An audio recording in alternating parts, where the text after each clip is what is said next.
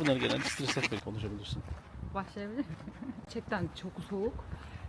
Soğukta hatta şu an selam merkeze. Ya bunları alıştırmışlar böyle ekmek falan ya. Ama biz bir şey getirmedik. Şuradan ben bir Skanik Otel var. Açılışını yeni yapacağız. Sonra. Bu videodan sonra. Amerikalılar diyecektim, Danimarkalılar. Kamerayı görünce şaşırdılar. Evet.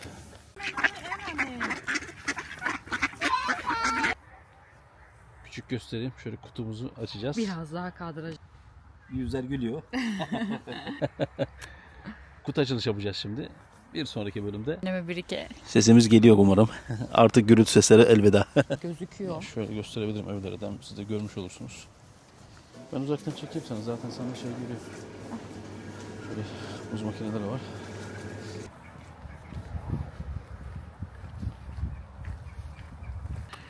Selam merkeze. Selam Yine herkese.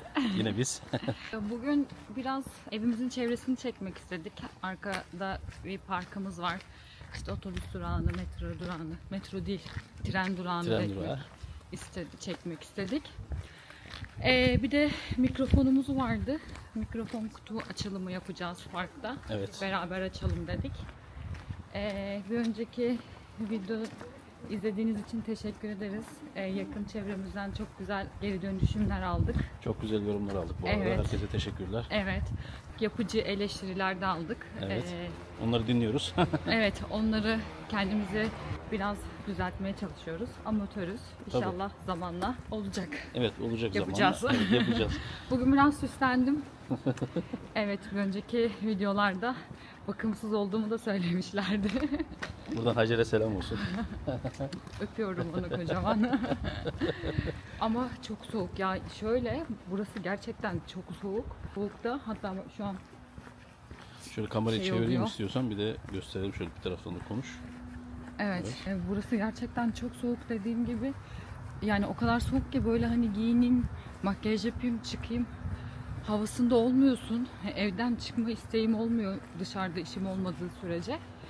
O yüzden yani şey yapamıyorum. Çok bakım yapamıyoruz. Şey vardı küçükken annem, onu hatırladım. Böyle okula giderken hep atkıyı şapkayı böyle kapatırdı, bir gözümüz görünürdü. Ya anne ya böyle çok kötü oluyor falan diyordu.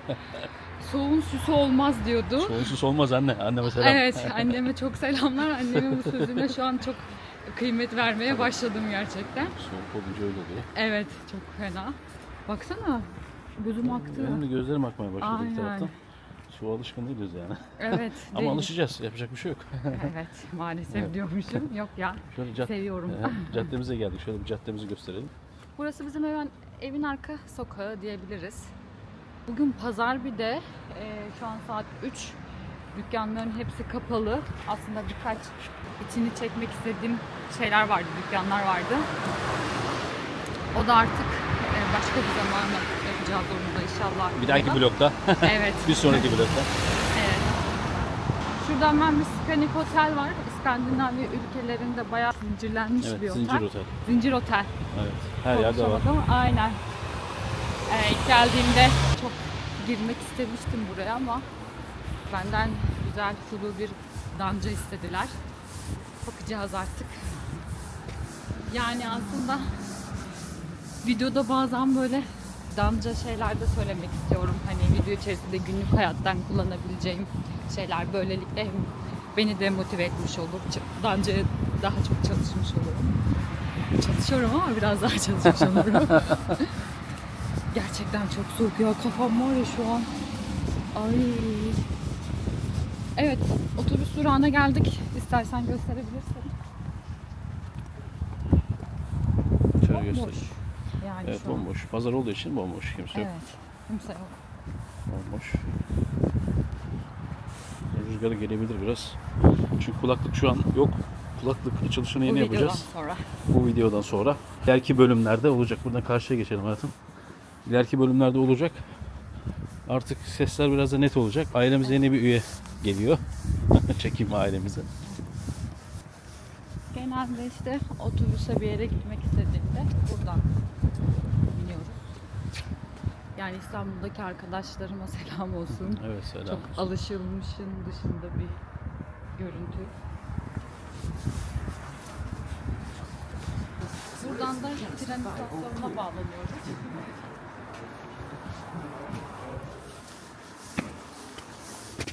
Sakin Amerikalılar diyecektim, Danimarkalılar. Kamerayı görünce şaşırdılar. Evet. Kimse yok.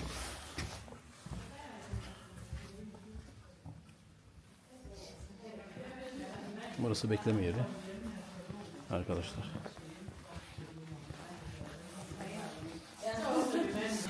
Buradan da tren istasyonuna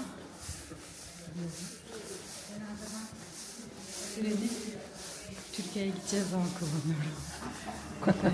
Kopenhagen. Kopenhagen havalimanına. Biz Kopenhag diyoruz ama Danimarkalılar tam telaffuz edemiyorum ama Kopenhagen diyorlar. Kopenhagen. Kopenhagen diyorlar. Evet. Şöyle bir yolu göstereyim. Böyle bir üst geçitten geçiyoruz. Tren istasyonu. Yani trenler buradan kalkıyor. Burası yürüyüş yolu. Kapalı. Biz tren biletini bir aplikasyon üzerinden alıyoruz. Genel böyle çok her gün kullanımda bir yine sistem üzerinden kart gibi abonman şeklinde alıyorsun. Yani burada herhangi bir şey yok. Turnike falan yok. Burada parçasını beni uyardı. Evet, uyardım burada. Yani. Burada gösterme yani bilgi panosu var daha doğrusu. Nereye, ne zaman, nasıl gideceği, hangi kapıda olacağını aktarma. Burada da bir bilet ünitesi var. Yani biletleri buradan alabiliyorsunuz. Konum olarak. İngilizce, Almanca da var. Tabii genelde Danca. Buradan biletleri alıyoruz. Kart sistemi de var burada. Aynı Türkiye'deki gibi. Pin kodu sistemi de var. Biz hiç kullanmadık. Evet. Biz kullanmadık. Genelde biz aplikasyon üzerinden aldığımız için. HSP, Evet, Danimarka'ya gelmek HSP. isteyen arkadaşlar olursa. Burada mesela skor, 3 skor dot var. Hani buraya göre oradan ekrandan nereye gitmek istediğini, hangi trene binmek istediğini, hangi peron yani spora geldiğini gösteriyor. Oradan iniyorsun. Merdivenleri de buradan direkt iniyorsunuz arkadaşlar.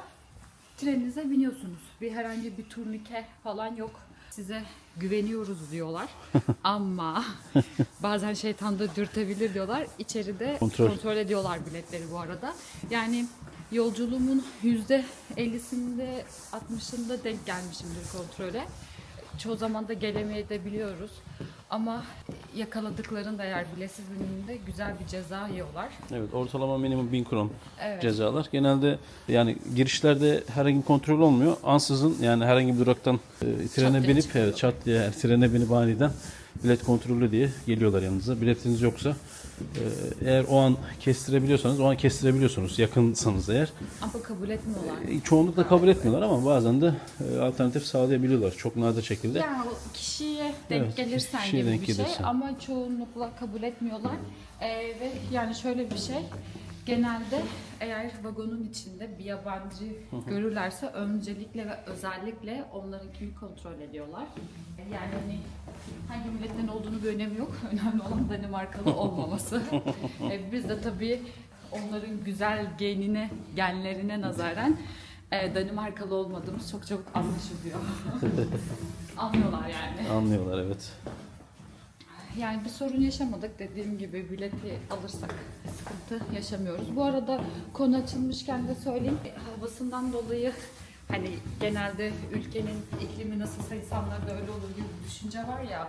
İskandinav insanları biraz soğuk diyorlardı. Yani ben öyle biliyordum. Gerçi İsveç, Norveç'e falan gitmedik. Bir de Danimarka insanlarını hani yaşıyoruz, görüyoruz.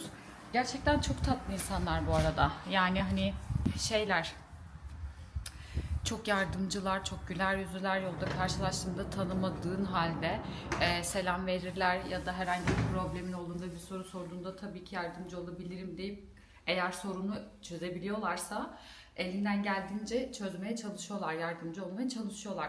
Hani karşılıklı insan ilişkileri olarak gerçekten çok cana yakın, sıcak insanlar. Yani bunu da söylemek isterim yani. Çok kısa tren istasyonunun diğer girişinde de bir pano görüyorsunuz. Burada da bilgilendirme panosu var.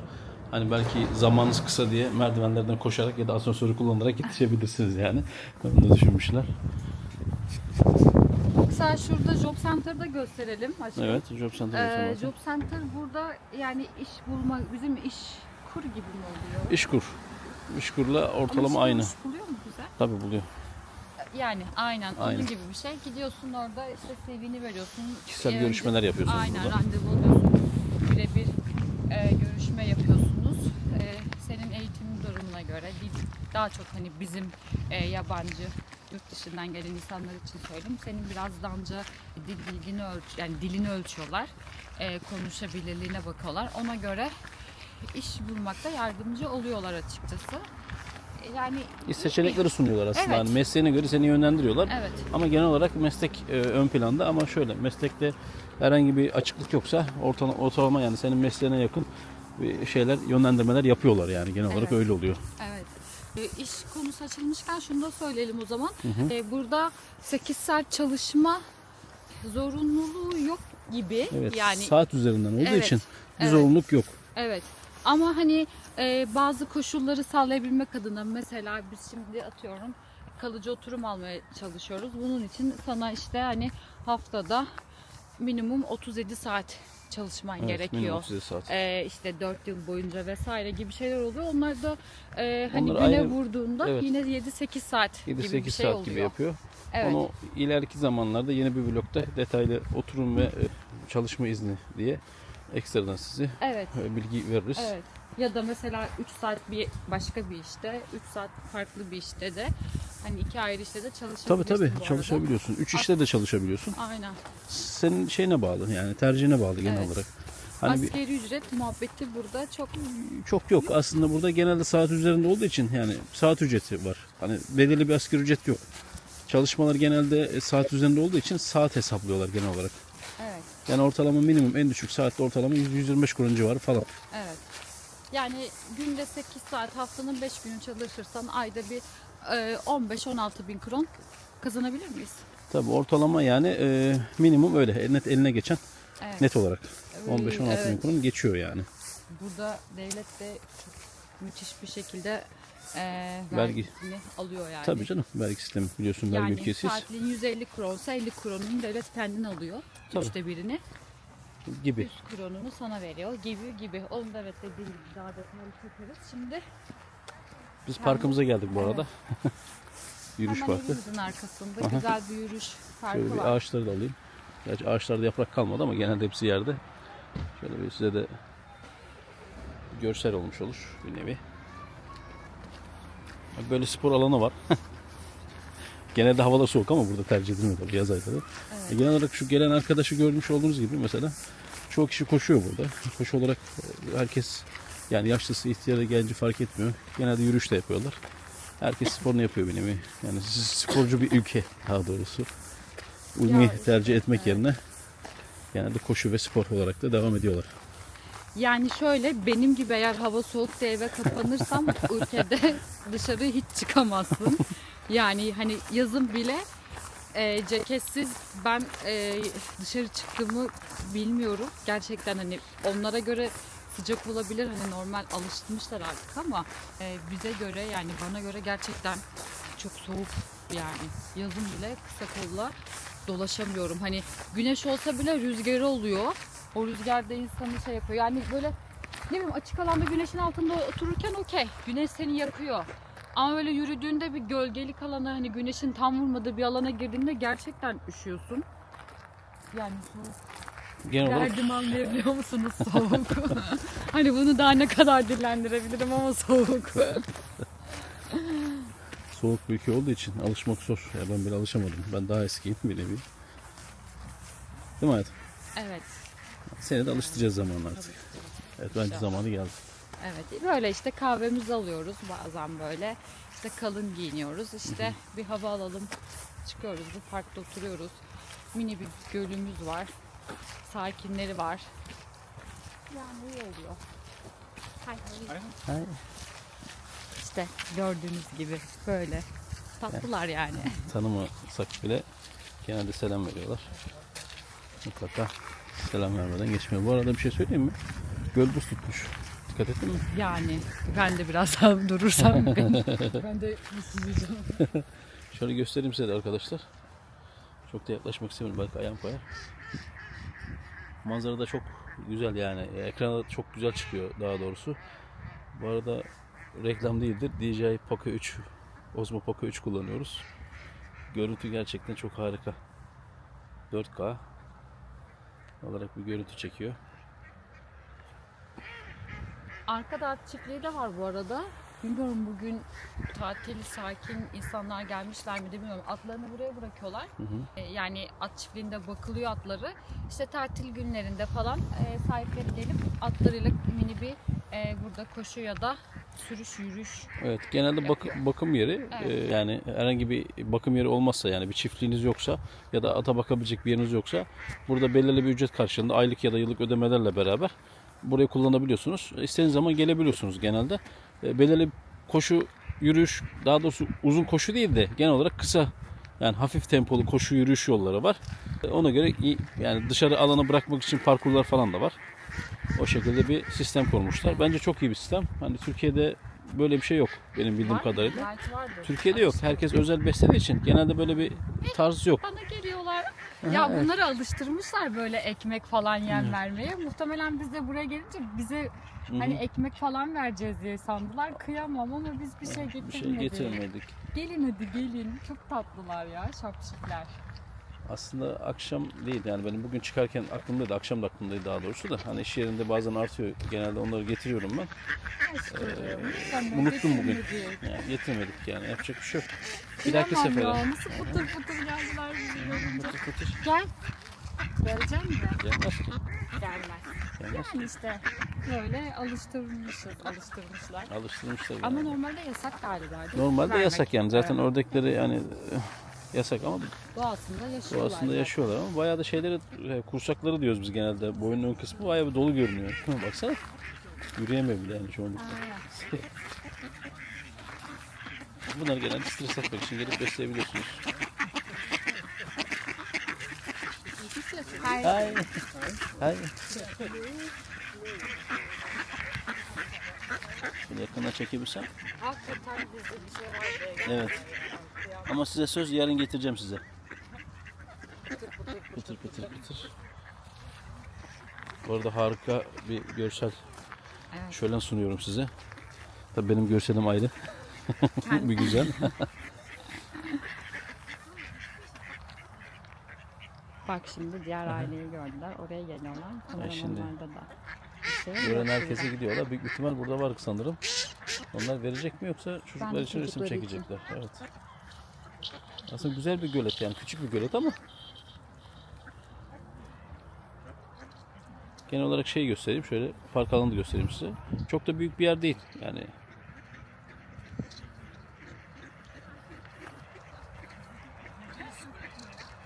Ama bizim İstanbul'da ihtiyacımız olan bir alan. Yani Tekrar alayım, belki ses burada gelmemiştir. çok var. Evet. Hava güzel olduğu zaman arkada daha büyük göller var. Oraya da beraber gideriz. Gerçekten burası doğa açısından çok harika.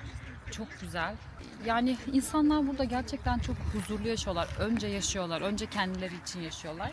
Bu bizim çok Bak besliyorlar. alışkanlığımızın dışında bir Evet. şey. Sözünü kestim ama hayatım. Bak gördüğünüz gibi hepsi geldi. Gel biraz yakından çekelim şöyle. Gel istiyorsan. Yok, bir şey demezler sanmıyorum, sadece oradakileri çekeceğiz zaten.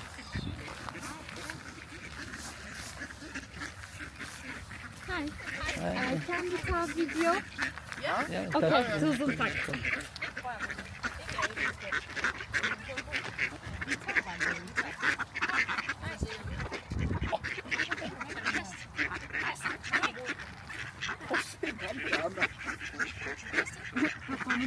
evet, kapanın elinde kalıyor. Razı olduğu için. Herkes çocuk da besliyor. Gördüğünüz gibi.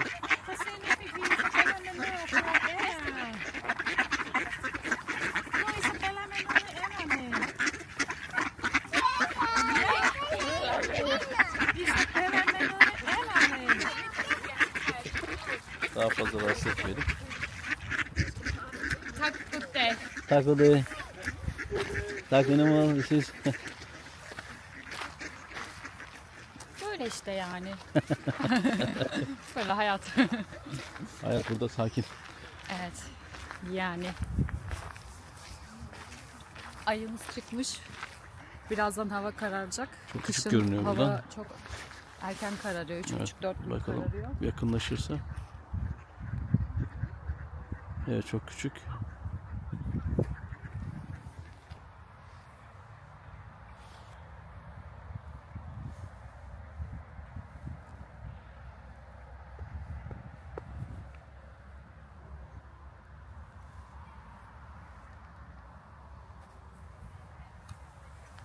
Evet, burası da alıştığımız bir görüntü.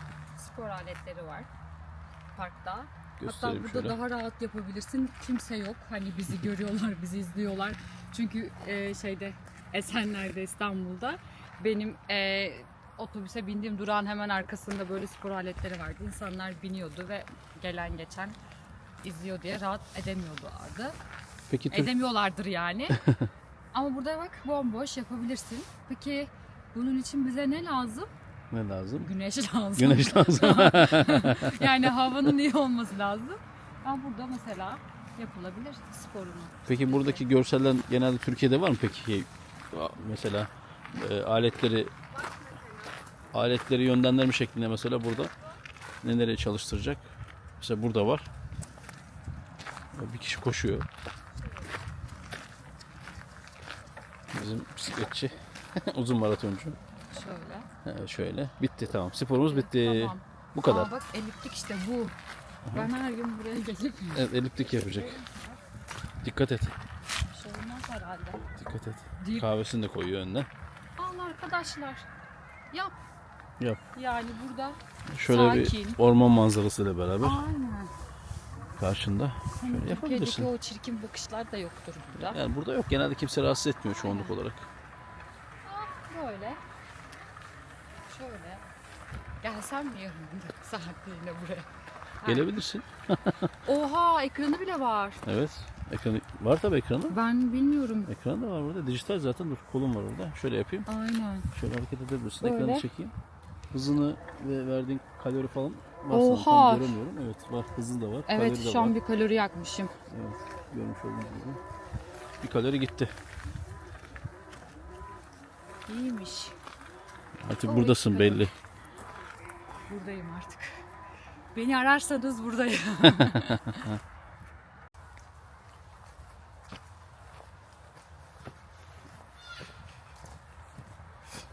Bence bir sonraki vlogda istiyorsan at çiftliği ile ilgili bilgi verelim. Hem orada bir yürüyüş yolu var. Hem oraya bir yürürüz. O zaman da hava biraz daha güzel olur. Evet. O zaman da oraya size çekip de göstermiş oluruz. Bu Evet. arada onun da bilgisini vermiş olalım size. Sonraki vloglarda güzel sürprizlerimiz olacak. Evet. Danimarka'nın, biz şu an Hernik'te yaşıyoruz. Evet. Danimarka'nın farklı illerine de gideceğiz. Aarhus en büyük ikinci şehri. Evet. Tevfik'in izni olursa bir gün konaklamalı Kopenhag'a da gidebiliriz. Evet. Kopenhag. Kopenhag. Buradan 3,5 saat 3,5 saat uzaklıkta trenle. Evet. Yani böyle Danimarka'nın da farklı yerlerini de gezip size göstermeye çalışacağız. Yani hem biz de gezmiş oluruz. Bizim de çünkü göremediğimiz birçok yer var. Hem de siz de bizlerle Tabii. Siz gezmiş de bizlerle olursunuz. gezmiş olursunuz. Size de gezdirmiş oluruz bir nevi yani. Evet. Evet. Şimdi ailemize yeni katılan küçük göstereyim. Şöyle kutumuzu açacağız. Biraz daha kadraja. Çok göstermesek mi? Kutu açılışı yapacağız şimdi. Bir sonraki bölümde hemen geliyor. Geliyor. Yüzler gülüyor. Benim çok anladığım bir şey değil artık. Burada kamera senin. Kamera benim. DJI Mic Mini ailemizin yeni üyesi. Ona kutu açılışını yapacağız. Sesler bu zamana kadar kötü geliyordu aslında. Rüzgar sesini engellemiyorduk. Ama artık bununla beraber kullanmaya başladıktan sonra rüzgar sesi kesilecek. Evet, ses vermiş olacağız. Bir nevi hem bizim için de daha kolay, daha rahat olmuş olacak. Bu arada reklam değildir. DJI'ye duyurulur. Parayı verdi Evet, aldı. parayı verdim aldım yani. Herhangi bir şey yok yani bunda. Şöyle açmayı deneyeceğim şimdi. Açabilir miyim? Sanırım Yardım edeyim. başardım. Jiletini açıyoruz arkadaşlar. Ailemizin yeni üyesi. Open box. Ver onu bana sen. Poşeti ver. Ben alırım. Poşetleri yere atmıyoruz, çöpleri gibi. Ona dikkat ediyoruz. Şöyle kutuyu açtım. Zaten genel olarak çoğu kullanıcı bilir, kullananlar bilir daha doğrusu. Şu şekilde poşet içinde geliyor. Böyle gördüğünüz gibi. Daha önce açmadım, ilk defa açıyorum. Daha önceki videolarda falan gördüm. Burada da stickerları falan var. Görmüş olduğunuz gibi stickerları var. Bir de kullanma kılavuzu, artı bir de garanti belgesi var büyük ihtimal içinde. Şöyle kutuyu koyayım. Biraz ıslak burası ama şöyle yapayım. Şu poşete koyayım. Üstüne de kutuyu koyayım. Evet. Kutu açılışlarını herkes çok sever. Biz de çok seviyoruz. Evet. Sana nasıl hayatım? Çanta zamanı bu. Güzel. Bu sıfır kokusu.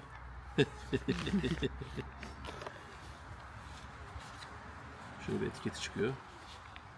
Parmağını açıyoruz. O çantası çok iyiymiş. Evet, çantası çok iyiymiş. Şöyle Mikrofonu. mikrofon tüyleri var. Sanırım burada 4 tane var. 2 tane gri, 2 tane siyah mı? Bakalım. Aç. Daha doğrusu açalım.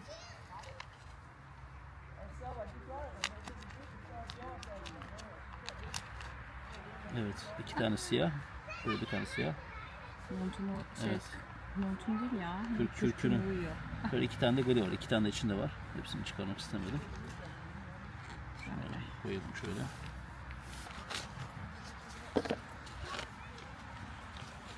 Burada ne var başka? Evet, şurada bu kameraya bağlamak için kablosu var içinde. Onu da size kısaca göstereyim.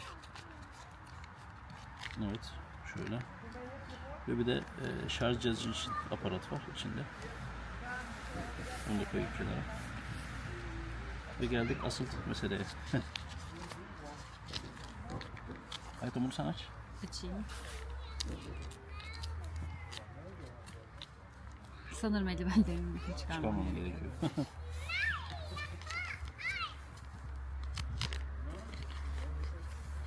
Bu şekilde aldım senin yanından. Yardımcı olayım sana.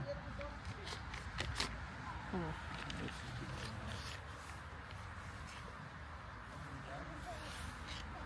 Şu kamerayı göster istiyorsan açılışı.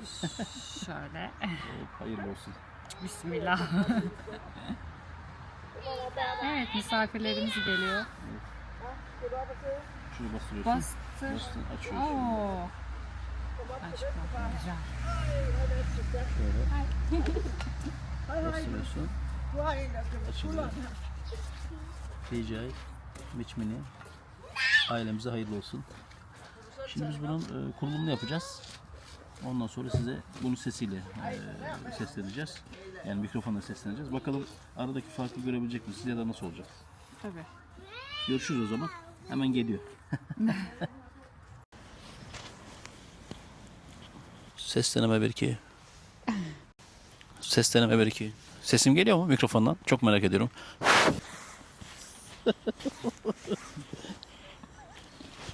Çıkarayım mı direkt? Çıkar takar bağlı, onu alırız. Evet sevgili arkadaşlar, mikrofonumuz hazır. Kısa bir uğraşın ardından bağlantıyı kurabildik. Ses deneme 1-2. Ses deneme 1-2. Sesimiz geliyor umarım. Artık gürültü seslere elveda. Hemen bir deneme çekim yapacağız tekrardan. Böyle mikrofonu takınca da bir havalı oldu galiba, değil mi? Evet, YouTuber'ların genelde tam eksik parçası bu oluyor. Bu olduktan sonra gerisi teferruat oluyor yani. Anlayacağım. İnşallah biz İnşallah. de oluruz. Evet, inşallah biz de ileride kanalımız büyürse tabii izleyicilerimiz sayesinde. İzleyenler abone olmayı unutmasın bu arada. Konu açılmışken Evet, onu da konu açılmışken söyleyelim. onu da söyleyelim. Ben de şöyle takayım kenara. Bakayım. Şöyle yeterli sanırım. Aynen, Zaten ses iyi. geliyor. Bence bu tarafına tak. Hı, şöyle. Takayım mı ben? Olur. Şöyle takarsan daha iyi olur sanki. Tamam. Tamam. Evet, mikrofonumuz bu arada. Hayırlı olsun ailemize. Küçük bir toplama yapacağız. Küçük bir toplama operasyonun ardından yürüyüşümüze devam edeceğiz. Şunu kutusuna koyalım. Evet, şunu koyacağız. Şunu kapatıyoruz. Öncelikle şu poşetleri falan sonra ayarlayalım. Çantasını koyalım hayatım direkt. Bana yardımcı ol bu konuda. Her şeyime yetişiyor sağ olsun hayatım. Evet, poşetleri de kısa bir operasyon yapıp böyle hop hop Hiç kutunun içine koysak olmaz mı? olur, kutunun Neyse, içine bunun koyalım. koyalım. Kutunun içine koyalım olsun. Bunlar sonra tekrardan evde incelenecek, detaylı şekilde inceleyeceğiz. Ailemizin üyesini size de tanıtmış olduk bu arada. Size de bir iyi haber vermiş olduk. Yani sesler artık Çünkü- rüzgarsız ve gürültüsüz Evet. olacak. Ben fermuarımı kapatayım. Bu arada reklam değildir. DJ'ye buradan seslenir. Telif hakkı sakın bize koymasın. Telif hakkı koyarsa kanallar sıkıntıya Reklam düşer. yok. Evet, reklam yok. Şu an reklam yok. Reklam kadar büyümedik yani. Şu an reklam yok. Ya biz kendi çapımızda Tabii. çekiyoruz. Şöyle bak, kamerayı aşağı indirin biraz. Tamam. Evet. Şimdi oldu. Yani biraz ben işin eğlence kısmındayım açıkçası. Güzel oluyor. Arkadaşlarım izliyor. Bana yorumlarını yapıyorlar. Beni mutlu ediyor yani. Çünkü ağlamaya başlıyorum. Hüzünlendi şu an. Yani farklı bir ülkeye geliyorsun 30 yaşından sonra. Hiç daha önce gelmediğin, hiç kimsenin olmadığı bir yere geliyorsun. Bütün ailen, sevdiklerin, arkadaşların geride kalıyor. Birçok şeyden fedakarlık ediyorsun. Yani burada tek zorlandığım şey özlem biraz. Aileme, sevdiklerime, arkadaşlarıma, en çok da işime. İş arkadaşlarına, sevgili arkadaşlarına. Evet, herkese çok selam olsun. Herkese çok selam. İsimleri tek Yani- tek saymayacağım. Şimdi unutursam kızacaklar bana, o yüzden. Yani İsim o yüzden saymıyorum. burada biz de böyle ikimiziz. İşte kendimize bir eğlence bulduk. İzlenince mutlu oluyoruz, hoşumuza gidiyor. Güzel yani. Ben sevdim bu işi. Ya genel olarak burada Danimarka'da çok, hani bizim Türkiye gibi sosyal bir hayat var aslında da bunların biraz sosyal hayatı Anlayışı biraz daha farklı. farklı. Evet, anlayışı Evet. farklı. Hani biz de böyle kendimize boş zamanlarımızda hem ana olsun ileride Evet. hem bir de zaman geçsin diye böyle bir karar aldık ve kanalımızı açtık. Evet. İşte size- Düşünsene bir, yani Allah uzun ömür verirse inşallah. Tabii inşallah. Bir 10-15 sene sonra bu hallerimizi izleyip "Ya vay be Neler nasıl yapıyormuşuz gibi. güzelmişiz" falan, böyle işte kırışıklıklarımız çıkmamış falan. İşte zayıfmışız falan böyle. Yani iyi olur, güzel olur ya. Evet. Aynı geldiğimiz yoldan mı gidelim yoksa farklı bir yoldan gidelim? Ya da şuradan. Geldiğimiz yoldan gidelim. O zaman şuradan gitmemiz gerekiyor Şöyle arkadan. çıkalım. Hava kararıyor. Hı hı. 7-Eleven var. Evet. Orada almamız gereken bir şey var. Evet. Oraya uğramamız gerekiyor. Bu arada ben bisiklet yolundayım yine. Arada arkama bakıyorum. Hiç sıkıntıya girmeyeyim. Yoksa tring tring ziller çalıyor. Bu arada böyle büyük otobüsler var. Flixbus reklam değildir. O da ağzımdan çıktı. Durağı burada. Buraya geliyor genelde. Şimdi dönmeye gidiyor büyük bir ihtimal. Şey de yani hani burada böyle bazen, yani nadir ama şimdi şey de yapmayayım. Bisiklet yolunda böyle yürüdüğünde kornayı çalıyor, böyle bir bakışı var. Sanki böyle bütün haklarını ihlal etmişsin gibi Ama genelde öyle oluyor tabii. şey oluyor yani hani öyle tepkilerle de karşılaşabiliyoruz. Doğal olarak yani yol hakkını ondan almış oluyoruz. Bu nevi de Ama burası aynı zamanda da yürüme de yolu yani nasıl şimdi. yürüme bu? Hani bisikletimiz yok diye de yani. Hani yani. Çok ilginç bu arada. Ben burada bisiklet kullanamıyorum. Ya ben bunu anlamıyorum gerçekten. Yani Türkiye'de kullanıyordum. Bir tane 18 vites bisikletim vardı, yani kullanıyordum. Ya çok böyle profesyonel değil ama yani kullanıyorduk. Dengede duruyorduk, dönebiliyorduk. Ama burada kullanamıyorum ya. İnanılmaz. Yani burada bisiklet çok önemli bir ulaşım aracı aslında. Evet, çok- İnsanlar çok yeri önemli. geliyor. Bisikletiyle de işe gidiyorlar, geliyorlar. Ama ben burada yani kullanamıyorum maalesef. Evet, burada görmüş olduğunuz gibi yürüyüş yollarında kayılmamız için böyle file yapıyorlar. Bu tahta ahşaplarda genelde bunu kullanıyorlar. Ama normalde tabii asfalt ya da betonlarda bunu kullanmıyorlar. Daha o saatten sonra at da göremeyiz, değil mi? At da Atları göremeyiz. Evet. İçeri Ama almışlardır. evet, at tabelasını gösterebilirim. Yani oradan atlı geçemez Evet, diyor burada yani. atlı geçemez. Mesela böyle at tabelası var. Buradan atlı Ay bir geçemez. şey söyleyeyim mi? Kamera uzaklaşınca sesim duyulsun diye bağırıyorum Bağır, ama bağır. mikrofonum Artık mikrofonum var. mikrofonum Unutma. benimle. Hatta Bağırıyorum yani, sesim çok gelirse kusura test, bakmayın. test edelim Ben ona istiyorsan. Bir saniye, alışamadım. bir Hani saniye bekle hayatım, test edelim. Kamera uzaklaşınca şey oluyor sanki. Sesim gelmeyecek gibi hissediyorsun değil mi? Aynen aynen. Şu an sesini alıyor, hala konuşabilirsin. Evet evet, mikrofonum burada Ben benimle. seni uzaktan alıyorum. Gelebilirsin. Geliyor. Böyle işte arkadaşlar. Bizim arka mahalle burası. Ben ilk geldiğimde öyle tabir etmiştim. Bizim arka mahalle diye. Böyle. İşte çok soğuk gerçekten ya. Yani şu kafamdaki kürkten bile soğuk o kadar çok geçti ki. Başım ağrıdı resmen.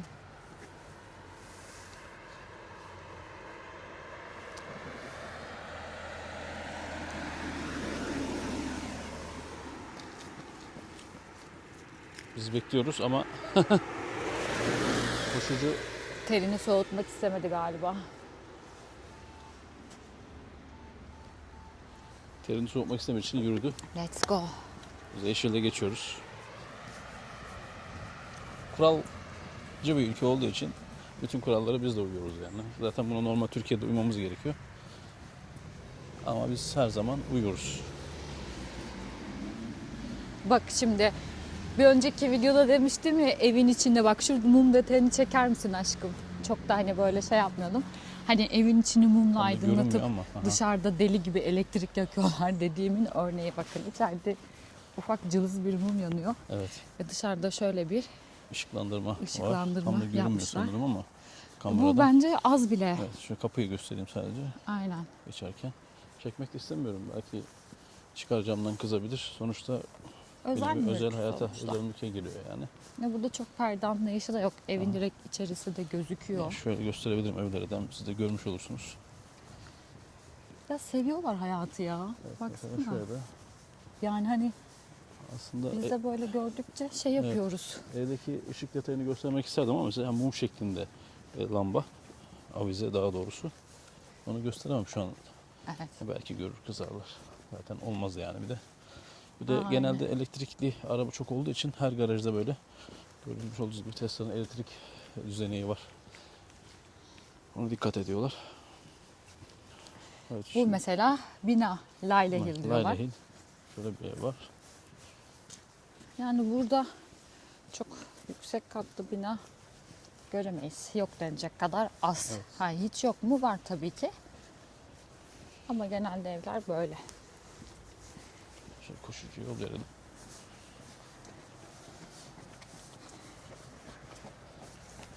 Hani koşuyorlar. Şöyle ben de azimli olsam, koşsam. İleride bir gün 3-4 ay sonra Türkiye'ye geldiğimde ooo güzel sana ne olmuş? Koştum. Bu senaryonun yaşanmasını çok isterim ama yok abi. almayayım diyorsun. Ben Türk'üm. Yok ben seni alıştıracağım.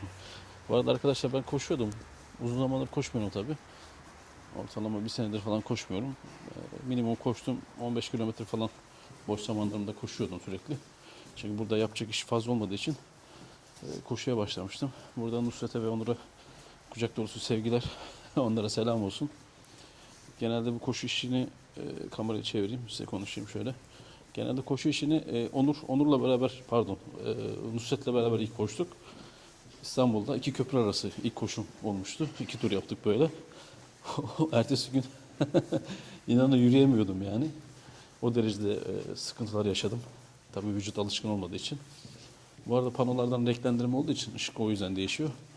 Ondan sonra koşmaya başladım işte yavaş yavaş. İşte 4 kilometre, 5 kilometre derken 10-15 kilometreye kadar aralıksız koşabiliyorum. Onur bu arada çok uzun koşuyor. Hatta en son 100 kilometre denedi. Orada da başarılı oldu. Ya genelde kendini çok geliştirdi. Nusret zaten kendini geliştirdi yani uzun zamandır koştuğu için. Tabii ben o kadar bir maraton sevdası değilim yani benim mesleğim onu elverişli değil. Aslında Nusret'le de aynı mesleği yapıyoruz ama o genelde daha çok fırsat buluyor. Ben genelde fırsat bulamıyorum. Yani boş zamanım çünkü bazı kısıtlı değil aslında da boş zamanın çoğunluğunu sevgili eşimle geçirmek istiyorum. Tercihim benim o. Ondan dolayı koşmaya Bak çok şimdi zaman bütün kalmıyor. oklar benim üzerime oldu. Bu çocuk seni yüzünden koşamıyor Yok, onunla diyecek. alakası yok. Bu benim tercihim aslında yani. Ya. Benim değerli zamanım en çok senin için önemli. Teşekkür Ve burada ederim aşkım. sana ayırıyorum hayatım. Ya Kamerayı çevireyim. Çünkü başka bir yoldan geldik. Buraya da gösterelim size. Şöyle detayları. Çekimlerde bazen hata olabilir yani dengesizlikler olabilir. Çünkü kamerayı daha yeni kullanmaya alıştığım için bazı ayarlarını tam yapamadım. Eğer öyle bir şey varsa sarsıntı falan elimden geldiği kadar olmaması çalışıyor. Hani olmaması için uğraşıyorum ama genelde kendi şeyinden buradan geçelim mi yavrum? Seven Eleven'a vuracağız. Okey. Şurayı da göstersene aşkım. Burası da sinema. Mesela burası sinema, biyograf diyorlar. Biyograf diyorlar. Yani sinemanın adı sinema. biyograf. Yani burası da karşıdan göstereyim. Biraz önce gittiğimiz yer. Scandic Otel. Reklam değildir Şu bu an arada. saat kaç? Hernik Station. Uzak hali konuşamadım. Hemen saati Bakıyorum. Saat şu an 14.12. Benim 14 de saat değil aşkım 16-12'dir. pardon 16.12. Benim de 17'de iş yerinde olmam gerekiyor. Hava kararıyor. Evet, hava kararıyor. Yılbaşı hazırlıklarını yapmam gerekiyor. Normalde bugün izinli günü. Evet, normalde Onun izinli da günüm. altını çizelim. Aha, onun da altını çizelim. Ama yılbaşı yemeği yapacağımız için, menüsü hazırlayacağım için ön hazırlık yapmam gerekiyor. O yüzden işe gidiyorum. Evet. Buradan Mustafa abi selam olsun. Bir iznim alacağım var onda. Evet, ben de çok selam söylüyorum kendisine.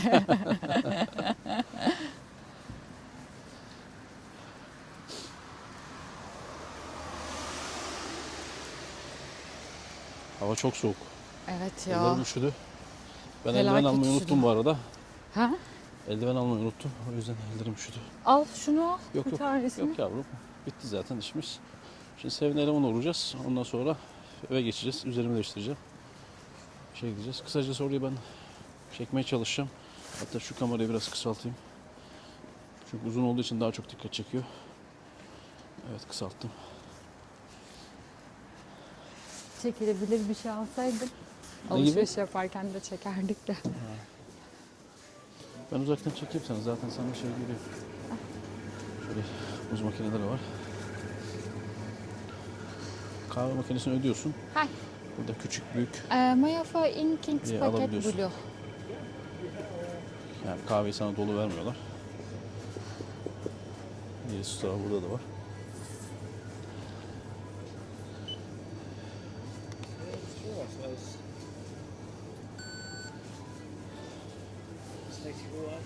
Tak elimi. Hay,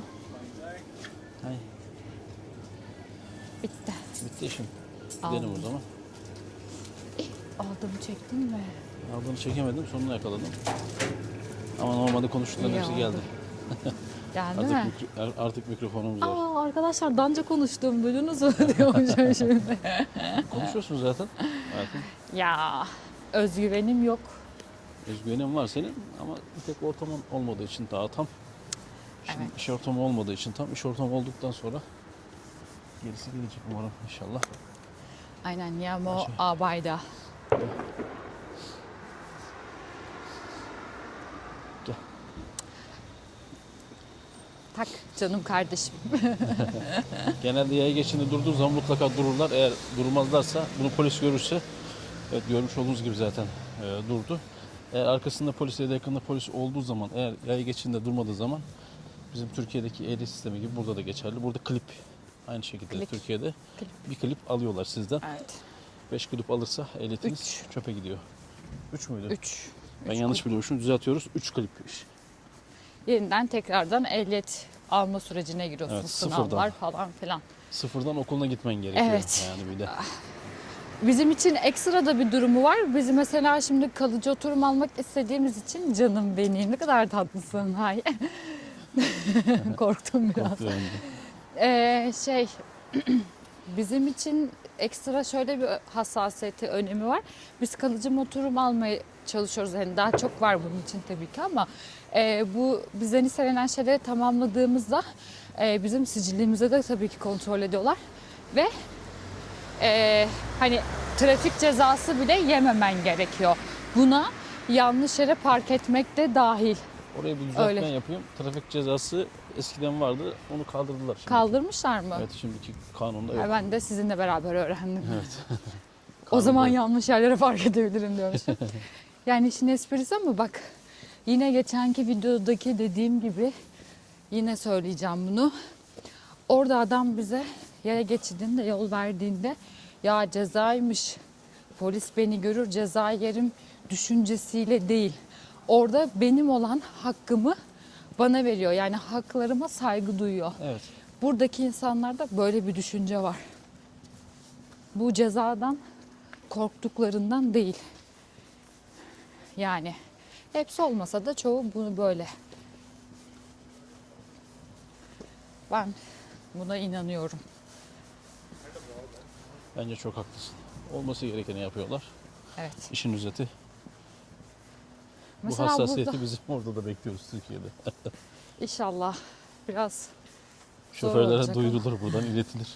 Şoförlere selam olsun. Mesela şeyde şey yapabiliriz bak. Burada Danish Kron var mesela. Türkiye diyecektim. Danimarka'nın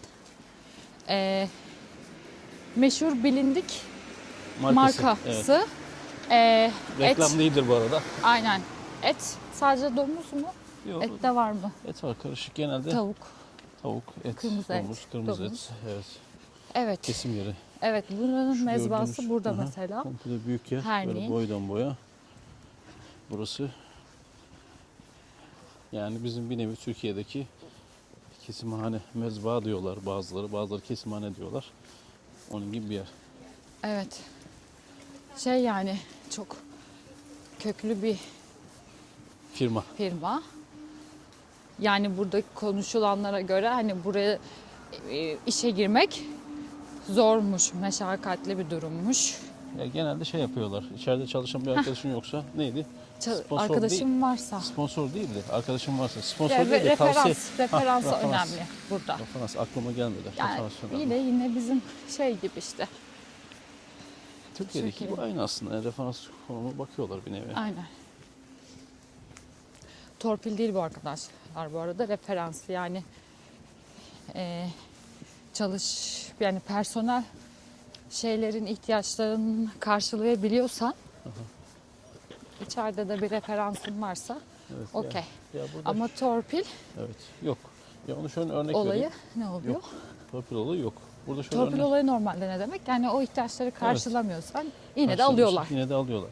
Şimdi burada o durum şöyle bir durum var. Mesela diyelim hani şirket eğer kötü durumdaysa ya da şirketin genel olarak ekonomi olarak sıkıntıları varsa genelde en düşük seviyeden değil en üst seviyeden bir iş bırakma olayı oluyor burada. Yani herhangi bir torpil olsa da ya da bir tavsiyeyle gelsen de bu durum geldikten sonra maalesef işini kaybetme olasılığı oluyor. Evet. Yavaştan bitirelim. Evet.